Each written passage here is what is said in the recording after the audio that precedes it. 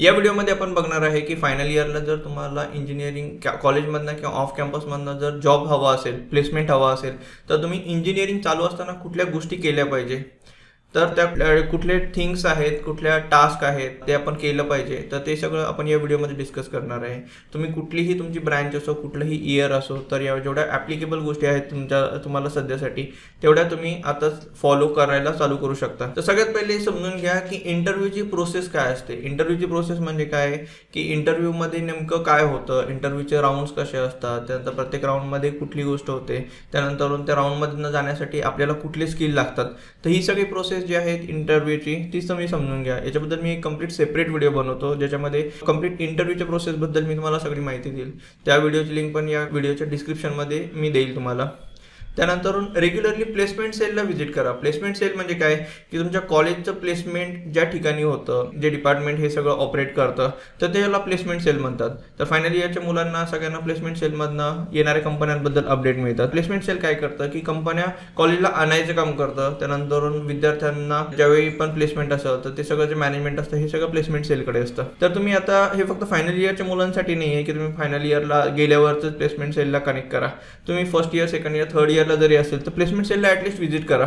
Placement सेलच्या बाहेर तुम्हाला डॅशबोर्ड दिलेले असतात, बोर्ड दिलेले असतात, जिथे तुम्ही नोटीस वाचू शकता की या सॅटर्डे संडेला कुठली कंपनी येणार आहे, कितीचं पॅकेज ते ऑफर करते, त्यांची इंटरव्ह्यूची प्रोसेस काय आहे, त्यानंतर त्याचे तुम्हाला डिटेल मिळतील. त्यानंतर किती मुलांचे प्लेसमेंट झालेत, त्यांना काय पॅकेज ऑफर केलं आहे, हे सगळं डिटेल पण प्लेसमेंट सेलमध्ये असतं. तुम्ही कुठल्या वर्षाला जरी असला तर तुम्हाला एक आयडिया येऊन जाईल की आपल्या कॉलेजला कशा पद्धतीचं सध्या प्लेसमेंट चालू आहे आणि मार्केटची सध्या काय कंडिशन आहे, तुम्हाला त्या डॅशबोर्डवरनं लक्षात येईल. प्लेसमेंटची डिटेल तुम्ही कुठनं घेऊ शकता, कारण प्लेसमेंटचं जो डॅशबोर्ड आहे, जो बोर्ड आहे, त्याच्यावरती खूप सारे नोटीस ते लावू शकत नाही. आणि तुम्हाला मागच्या वर्षीचा डेटा वगैरे बघायचा असेल तर बेस्ट थिंग आहे की बेस्ट प्लेस आहे ती फाइंड आउट करायची, ती आहे तुमच्या कॉलेजची वेबसाईट. कॉलेजच्या वेबसाईटमध्ये प्लेसमेंटचा एक सेक्शन असतो. प्लेसमेंटच्या सेक्शनमध्ये तुम्ही जाऊन मागच्या सगळ्या वर्षांचे प्लेसमेंटचे रेकॉर्ड कॉलेजचे चेक करू शकता. प्लेसमेंटच्या सेक्शनमध्ये तुम्ही चेक करू शकता की किती मुलांचं प्लेसमेंट झालं होतं, कुठल्या वर्षाला प्लेसमेंट झालं होतं, ब्रँच वाईज तुम्ही प्लेसमेंट ट्रॅक करू शकता. कितीचं मॅक्सिमम पॅकेज गेलं होतं, कितीचं ॲव्हरेज पॅकेज गेलं होतं, कुठल्या टाईपच्या कंपनींनी आपल्या कॅम्पसला व्हिजिट दिलं होतं, नंतर कुठल्या कंपन्या ह्या कुठल्या कुठल्या वर्षात आलेल्या आहेत, याची सगळी डिटेल तुम्हाला त्या कॉलेजच्या वेबसाईटवरती मिळतील. तर कॉलेजची वेबसाईट पण तुम्ही मंथली वन्स तुम्ही व्हिजिट करत राहा. जर तुम्ही first year, second year, third इयरला असाल तर. आणि फायनल इयरला असताना तर तुम्हाला रेग्युलरली व्हिजिट करायचं आहे. नंतर आणखीन एक डेटा तुम्हाला कलेक्ट करायचा आहे की कुठल्या टाईपच्या कंपनी आपल्या कॅम्पसला व्हिजिट करतात. कारण काही कंपन्यांचे कॉलेजसोबत टायअप असतात तर त्या रेग्युलरली कॉलेजला व्हिजिट करत असतात. त्यातल्या तुम्ही सॉर्ट आउट करा की कुठल्या मल्टीनॅशनल कंपन्या आहेत, कुठल्या तुमच्या भागातल्या कंपन्या आहेत, त्यांचं लोकेशन काय, किंवा ज्यांचं प्लेसमेंट झालं त्यांना मग लोकेशन कुठलं मिळालं होतं. तर हे सगळे डिटेल तुमच्याकडे असू द्या, कारण याने तुम्हाला क्लॅरिटी मिळेल की आपल्या कॉलेजला मॅक्सिमम कितीचं पॅकेज मिळतं आहे, ॲव्हरेज पॅकेज कितीचं मिळतं आहे, कुठल्या कंपन्या हे पॅकेजेस देतात. आणि तुम्हाला एखाद्या कंपन्याचं मिळालं तर त्यानुसार तुम्ही प्लेसमेंटची तुमची तयारी करू शकता. आता कंपन्यांचे डिटेल मिळाल्यावरती तुम्हाला त्याची इंटरव्ह्यूची प्रोसेस पण प्रत्येक वर्षी आहे थोडीफार ते चेंज करतात, पण इंटरव्ह्यूची प्रोसेस तुम्हाला कळून जाईल. मग एखाद्या इंटरव्ह्यूच्या प्रोसेसची ते मला तयारी करायची असेल तर स्पेसिफिकली त्यासाठी ज्या स्किल्स लागतात, ज्या गोष्टी लागतात, त्याच्यावरती तुम्ही आतापासून फोकस करून काम करू शकता. तर ह्या सगळ्या गोष्टी फक्त फायनल इयरला करायच्या असतात असं नाही आहे. ही गोष्ट फक्त 1-2 महिन्यामध्ये तुम्ही कंप्लीट प्लेसमेंटसाठी रेडी होता अशी गोष्ट होत नाही. तुम्हाला ही गोष्ट जेवढ्या लवकर कळेल तेवढ्या लवकरपासून तुम्ही त्या तयारी लागू शकता आणि तेवढी वेळ तुम्हाला त्या तयारीसाठी मिळतो. बऱ्याच स्टुडंटचा हाच प्रॉब्लेम होतो की त्यांना ह्या सगळ्या गोष्टी फायनल इयरला प्लेसमेंटमधनं जाताना कळतात आणि त्यावेळी असं होतं की मग त्यांच्याकडनं इंटरव्ह्यूचे जे राऊंड्स आहेत ते क्रॅक होत नाही. सगळ्या प्लेसमेंटला ते बसतात पण त्यांची ॲप्टिट्यूडच क्रॅक होत नाही, टेक्निकल 1च क्लिअर होत नाही, टेक्निकल 2 राऊंडच क्लिअर होत नाही, किंवा याच्या राऊंडमध्येच ते नंतर त्यांना बाहेर काढलं जातं. तर तिथे त्यांच्याकडनं ह्या सगळ्या चुका होतात. ह्या सगळ्या गोष्टी तुम्हाला आधी माहिती असेल तर त्यात क्रॅक कशा करायच्या याचं नॉलेज तुम्ही ऑलरेडी घेऊन ठेवू शकता.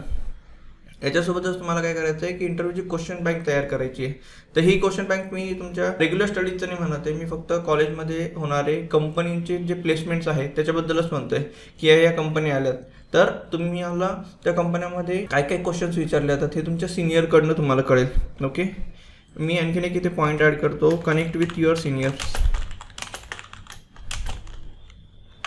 कुठल्या टाईप क्वेश्चन्स विचारले जातात हे कळतील. त्यानंतर तुमचे जे सिनियर्स आहेत, तुम्ही आता समजा थर्ड इयरला असेल तर तुम्हाला फायनल इयरचे तुमचे मित्र असणार आहेत, त्यांचे कॉन्टॅक्ट नंबर तुम्ही घेऊन ठेवा. ते जेव्हा प्लेसमेंटमधनं चालले त्यांना कनेक्ट करून त्यांना विचारा की कुठल्या टाईपचे राऊंड झाले होते, त्यांनी काय काय क्वेश्चन विचारले होते. ठीक आहे. आणि हे सिनियरना तुम्हाला खूप हेल्प करतील ज्यावेळी हे पासआउट होतील आणि तुम्ही प्लेसमेंटमधनं जासाल तर तुम्ही त्यांना कॉल करून विचारू शकता. किंवा त्यांच्या कंपनीमध्ये जर काही जॉब ऑपॉर्च्युनिटीज असेल आणि ते सिनियर जर तुमचे चांगले फ्रेंड झालेले असेल तर ते पण तुम्हाला जॉबसाठी ना हेल्प करतील. तुमचा जो फ्रेंड आहे सिनियर, ठीक आहे, त्याच्या कंपनीतनं जर तुमच्या कॅम्पसला जर ती कंपनी व्हिजिट करत असेल ते तुम्हाला सांगतील की मी पण या कंपनीतनं जाताना कुठल्या पद्धतीचे राऊंड झाले होते, काय काय क्वेश्चन विचारले होते, तर त्याचा तुम्हाला फायदा होईल. आणि ऑफ कॅम्पसमध्ये तर अशा सिनियरची खूप मदत होते. तर त्यामुळे आपल्या वरती जे पण सिनियर आहे, नेक्स्ट इयरने सिनियर, 1 इयरनं सिनियर, 2 इयरनं सिनियर, 3 इयरनं सिनियर, या सगळ्या सिनियरचे ना तुम्ही त्यांना फॉलो करा, कॉन्टॅक्ट घ्या, त्यांना सोशल मीडियावरती पण तुम्ही रिक्वेस्ट पाठवू शकता. नेक्स्ट आहे की तुम्हाला तुमचा रिझ्युमे बनवायचा आहे. तर रिझ्युमे म्हणजे काय की एक डॉक्युमेंट जे तुम्ही इंटरव्ह्यूमध्ये तुमच्या आधी प्रेझेंट केलं जातं. किंवा तुम्ही एखाद्या फेस टू फेस इंटरव्ह्यूसाठी चाललाय, फेस टू फेस इंटरव्ह्यू तुमचा होतोय, तर ते तुम्हाला सगळं इंटरव्ह्यूवर ना सगळे क्वेश्चन व्हर्बली नाही विचारू शकत. ते डॉक्युमेंट तो रेफर करतो आणि त्या डॉक्युमेंटमधनं त्याला अंदाज येऊन जातो की तुम्ही आतापर्यंत काय काय केलेलं आहे. तर काय असतं या रिझ्युमे डॉक्युमेंटमध्ये, इथे असतं तुमचे मार्क्स, तुम्ही इंजिनिअरिंगमध्ये काय काय केलेलं आहे, तुमच्या हॉबीज काय, पर्सनल इंटरेस्ट काय, प्रोजेक्ट्स काय काय केले होते, हे सगळ्या गोष्टी या रिझ्युमेमधनं त्याला अंदाज येतो. आता या रिझ्युमेमध्ये ना तुम्ही जर काही केलं असेल तर तुम्ही हायलाईट करणार, बरोबर. तर त्यासाठी तुम्हाला आहे ना इंजिनिअरिंगमध्ये जाताना ह्या गोष्टीमध्ये पार्टिसिपेट पण करावं लागेल. जसं एक्स्ट्रा करिक्युलर ॲक्टिव्हिटीज असतात किंवा काही गोष्टी इंटरव्ह्यूमध्ये रिझ्युममध्ये खूप त्याला वेटेज असतात, तर त्या गोष्टी तुम्ही रिझ्युममध्ये हायलाईट केल्या पाहिजे. त्यानंतर काही नवीन स्किल शिकून त्या पण रिझ्युममध्ये तुम्ही ॲड केल्या पाहिजे, तर तुमचा रिझ्युमे हा स्ट्रॉंग होईल. तर तसा रिझ्युमे तुम्हाला बनवण्यासाठी, तसं चांगला पोर्टफोलिओ तुम्हाला बनवण्यासाठी इंजिनिअरिंगचे 4 वर्ष तुमच्याकडे असतात. तर 4 वर्षामध्ये तुम्हाला हे काम करायचं आहे. त्यानंतर गॅदरिंगमध्ये, एक्स्ट्रा करिक्युलर ॲक्टिव्हिटीजमध्ये, कोडिंग कॉम्पिटिशनमध्ये तुम्ही पार्टिसिपेट करा. याने तुमचं काय होईल की तुम्ही जेव्हा पार्टिसिपेट करता तुम्हाला सर्टिफिकेशन मिळेल. त्यानंतर तुमचा ह्या सगळ्या गोष्टी तुम्ही जे पार्टिसिपेशन करता ते तुम्ही इंटरव्ह्यूमध्ये हायलाईट करू शकता की मी या कॉम्पिटिशनमध्ये पार्टिसिपेट केलं होतं. ही कॉम्पिटिशन मी जेव्हा फायनलला होतो मी ऑर्गनाईज केली होती, किंवा मी इथे व्हॉलेंटियर होतो. रोबोटिक्समध्ये मी 3 वेळा पार्टिसिपेट केलं होतं. त्यानंतर मला फर्स्ट प्राईज या कॉम्पिटिशनमध्ये मिळालं होतं. ह्या सगळ्या गोष्टी इंटरव्ह्यूमध्ये खूप इम्पॉर्टंट असतात. तर इंजिनिअरिंगमधनं जाताना ह्या सगळ्या गोष्टी तुम्ही ट्राय करा. फायनल इयर प्लेसमेंटला फक्त तुमच्या मार्कांना इम्पॉर्टंट नाही आहे, तर मार्कांसोबत तुम्ही एक्स्ट्रा करिक्युलर ॲक्टिव्हिटीज पण किती करतात, याने तुम्ही ना ग्रुपमध्ये काम करू शकतात की नाही, हे सगळं ते इंडिकेट करतं. ठीक आहे. तर त्यामुळे ह्या सगळ्या गोष्टी पण तुम्ही इंजिनिअरिंगला असताना ह्या केल्या पाहिजे. फायनल इयरचा प्रोजेक्ट हा प्लेसमेंटसाठी खूप इम्पॉर्टंट असतो, कारण हा प्रोजेक्टमुळे ना फर्स्ट जे फ्रेशर्स असतात त्यांचे इंटरव्ह्यू हा मोस्टली फर्स्ट इयरच्या त्याच्या फायनल इयरच्या प्रोजेक्ट्सवरती होतात की तुम्ही प्रोजेक्ट किती चांगल्या पद्धतीने बनवलेला आहे, त्या प्रोजेक्टमध्ये तुम्ही कुठल्या टेक्नॉलॉजीज वापरल्या होत्या, टेक स्टॅक काय होता, तुमची कन्सेप्ट काय प्रोजेक्टची.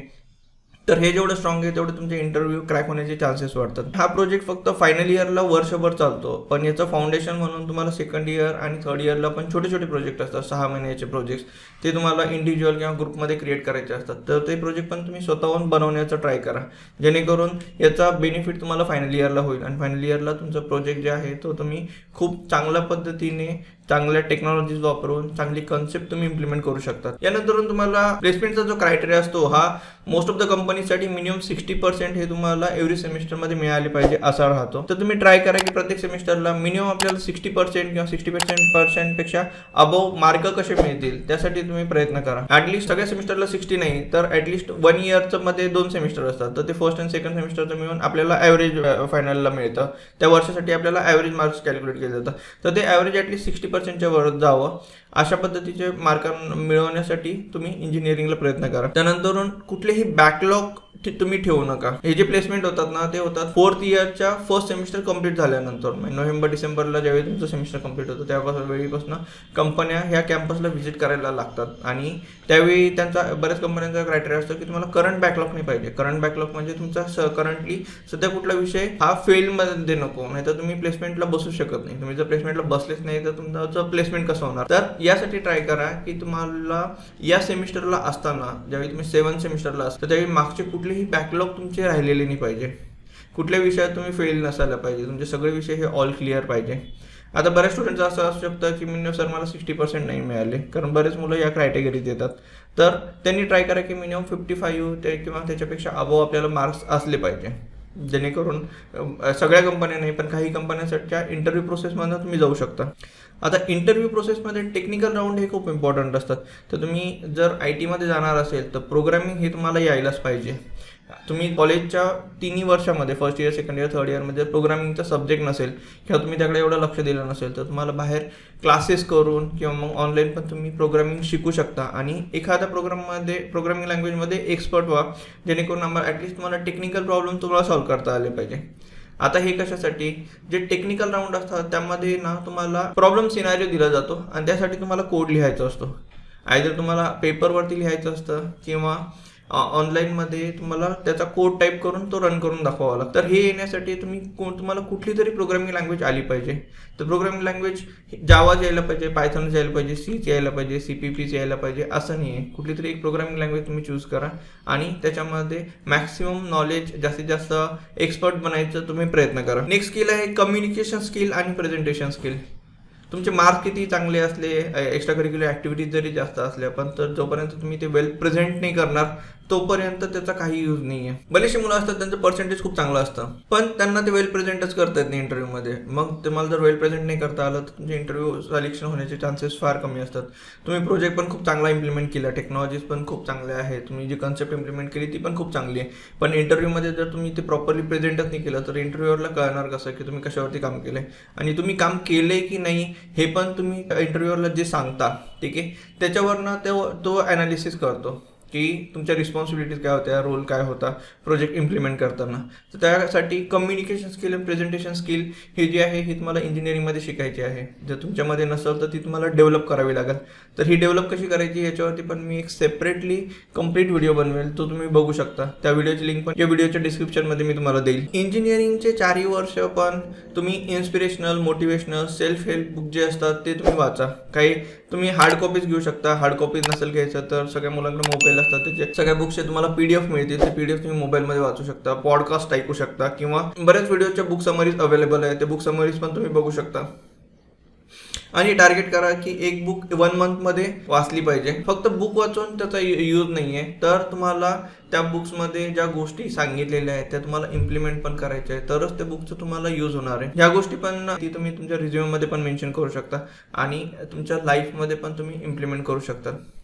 या सगळ्या गोष्टी जर तुम्ही फॉलो केल्या तर तुमचं फायनल इयरचं इंजिनिअरिंगची जी प्रोसेस आहे ती खूप स्मूथ होऊन जाईल. तर तुम्हाला कळणार पण नाही की तुमचं इंजिनिअरिंगचं प्लेसमेंट हे किती इझिली होऊन गेलं. नाहीतर बरेच मुलं मी बघितलेत की फायनल इयरला खूप स्ट्रगल करतात आणि या गोष्टी फक्त वन वीकमध्ये किंवा 1 मंथमध्ये बिल्ड होत नाही. यासाठी तुम्हाला बरेच वेळ तुम्हाला द्यावा लागू शकतो आणि हा व्हिडिओमध्ये तुम्ही जेवढा लवकर तुम्ही हा व्हिडिओ बघसाल, जेवढा लवकर तुम्ही या व्हिडिओतल्या ज्या सांगितलेल्या गोष्टी आहेत त्या इम्प्लिमेंट करसाल, या जे इम्प्लिमेंट केलेल्या गोष्टी आहेत त्या पण सेटअप व्हायला तुम्हाला वेळ लागेल. तुम्हाला ती हॅबिट बिल्ड करायला पण तुम्हाला वेळ लागेल. कारण जसं प्रोग्रामिंग लँग्वेज तुम्ही एका दिवसामध्ये किंवा एका आठवड्यामध्ये शिकू शकत नाही. मिनिमम 1 मंथ 2 मंथ तुम्हाला द्यावे लागतील आणि रेग्युलरली त्याची प्रॅक्टिस पण करावी लागेल.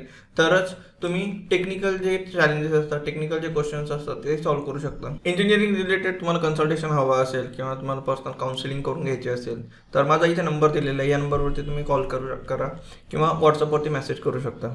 माझ्याकडनं तुम्हाला लगेच कॉल बॅक येईल. अशा व्हिडिओसाठी चॅनलला सबस्क्राईब करून ठेवा आणि बेल आयकॉनला पण हिट करून ठेवा, जेणेकरून माझ्याकडनं येणारे सगळे अपडेट्स तुम्हाला मिळतील. माझ्या व्हॉट्सअप चॅनलची पण लिंक मी खाली डिस्क्रिप्शनमध्ये दिलेली आहे. माझ्या व्हॉट्सअप चॅनलला पण सबस्क्राईब करून ठेवा, जेणेकरून माझ्याकडनं येणारे सगळे अपडेट्स तुम्हाला व्हॉट्सअपवरती मिळतील.